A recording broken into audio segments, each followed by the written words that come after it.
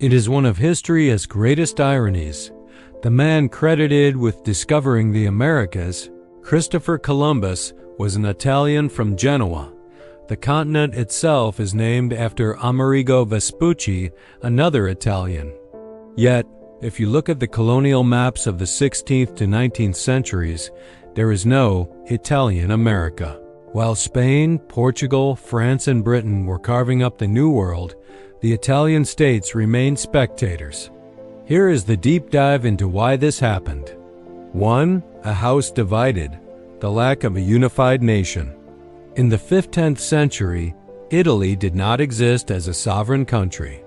Instead, the peninsula was a patchwork of rival city-states: Venice, Genoa, Florence, Milan, and the Papal States. No central authority. Unlike the Spanish crown or the British monarchy, there was no single king of Italy to fund a national navy or claim territory in the name of a unified empire. Internal warfare. These city-states were often at war with one another. Their resources were spent defending borders or fighting for local dominance rather than exploring distant oceans. 2. The golden cage of the Mediterranean. For centuries, the Italians were the undisputed masters of the Mediterranean Sea. The spice trade.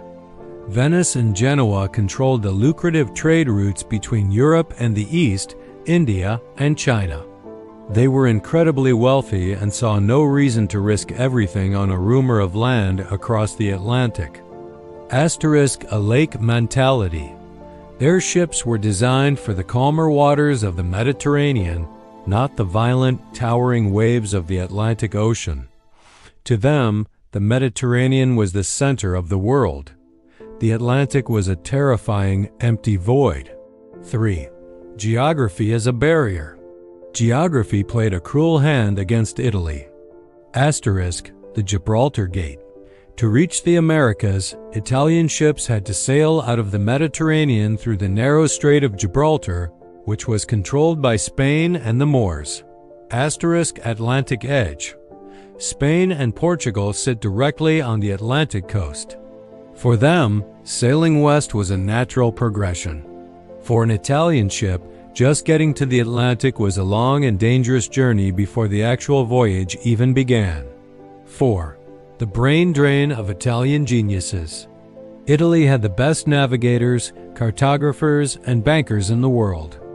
However, because the Italian states refused to fund Atlantic voyages, these geniuses took their talents elsewhere. This resulted in a massive brain drain. Christopher Columbus sailed for Spain. John Cabot, Giovanni Caboto, another Italian, sailed for England and claimed North America for the British. Amerigo Vespucci sailed for Portugal and Spain.